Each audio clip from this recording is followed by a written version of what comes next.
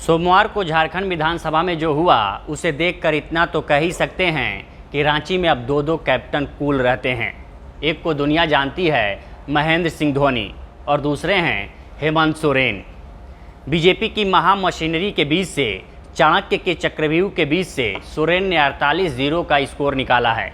वैसे तो उनकी सरकार पहले से ही बहुमत में थी, लेकिन बहुमत वाली सरकार ने फ्लोर टेस्ट में जो बहुमत हासिल किया है उसके बड़े मायने हैं। बीजेपी को अपने तीरों से चारों खाने चित करने में सोरेन के काम आया है एक त्रिकोण और सावधानी वाली सियासत। सियासी सिरदर्द के बीच हेमंत ने 81 विधायकों वाली विधानसभा में 48 विधायकों का समर्थन दिखाया है।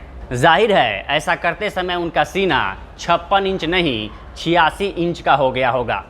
उनकी बॉडी लैंग्वेज देखने लायक थी। उन्होंने कहा, हम ये विश्वास मत प्रस्ताव अपनी ताकत दिखाने के लिए लाए हैं, क्योंकि बीजेपी हमारे विधायकों की खरीद फरोख्त में लगी हुई है। वह एक आदिवासी सीएम को बर्दाश्त नहीं कर पा रही है। पहली बार उन्होंने असम के सीएम हेमंत बिस्व शर्मा का नाम सीधे तौर पर लिया और कहा कि इस खरीद फरोख्त में वो शामिल हैं। हेमंत सोरेन अपने मतदाताओं को ये संदेश देने में सफल रहे कि बीजेपी दिल्ली से लेकर रांची तक उनके खिलाफ साजिश कर रही है। यही नहीं, उन्होंने राज्यपाल रमेश बैस पर भी सीधा हमला बोला और कहा, राज्यपाल पिछले दरवाजे से दिल्ली जाते हैं। पहले तो ये स्वीकार नहीं करते हैं कि उनके पास कोई लेटर आया है। जब हमारे विधायक जाते हैं तो कहते हैं कि मिला है, 2 दिन में हम बताएंगे। इसके बाद सीधे वह दिल्ली अपने आकाओं से मिलने चले जाते हैं। अब समझते हैं सोरेन के आत्मविश्वास की वजह क्या है। पहला, ट्रायंगल। इस आत्मविश्वास की बड़ी वजह है एक ट्रायंगल।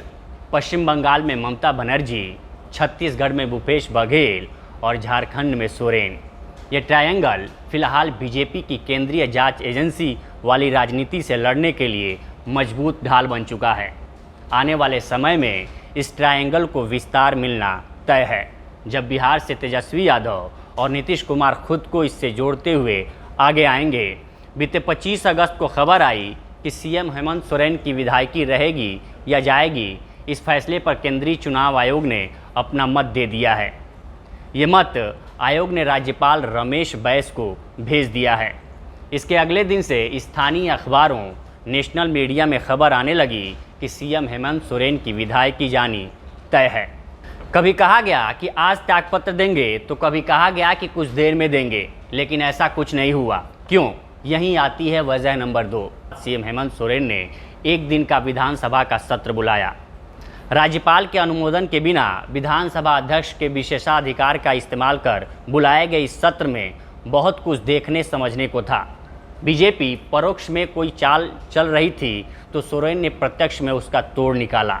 अगर विधायकों के तोड़े जाने का डर था तो उन्होंने उनकी पक्की रखवाली की।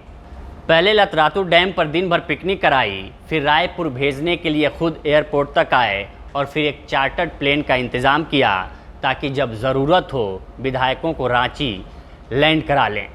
विधायकों को राज्यपाल के पास भेजना भी एक बढ़िया चाल थी। विधायकों और गठबंधन से लगातार बैठकों का दौर चला। ये सब कर सोरेन साथियों को एकजुट रखने में कामयाब रहे। आत्मविश्वास की तीसरी वजह, जनलुभावन फैसले। बीजेपी के पास विधायकों को तोड़ने का मौका था क्योंकि कई विधायक सोरेन सरकार से खफा थे। नाराज़गी की वजहों में एमएलए फंड रोकने से लेकर विकास के कामों में कमी गिनाए जा रहे हैं। तो परेशानी शुरू होने के बाद सोरेन ने कई लोक लुभावन फैसले किए जिससे विधायकों को भी दिलासा मिले। बीते एक हफ्ते में सरकार ने ओल्ड पेंशन स्कीम लागू की। रघुवर सरकार द्वारा 3 साल के लिए बहाल किए गए सहायक पुलिसकर्मियों को 1 साल का एक्सटेंशन दिया। साथ ही वादा किया कि ओबीसी आरक्षण पर सरकार बहुत जल्द फैसला लेगी। जाहिर है बीजेपी की हालत इस वक्त ऐसी हो गई है कि न माया मिली न राम, क्योंकि अगर कोई ऑपरेशन लोटस था तो फेल हुआ, यानी बीजेपी हारी। इससे न सिर्फ जनता को संदेश जाएगा बल्कि बीजेपी के कार्यकर्ता भी निराश होंगे। अगर कोई ऑपरेशन नहीं था तो फिर भी सोरेन ने सदन के अंदर बीजेपी को इसके लिए दोषी ठहराया और इस तरह से जनता की सहानुभूति बटोरने की कोशिश की। आने वाले चुनावों में इन चीज़ों का असर देखने को मिले तो कोई ताज्जुब नहीं होगा।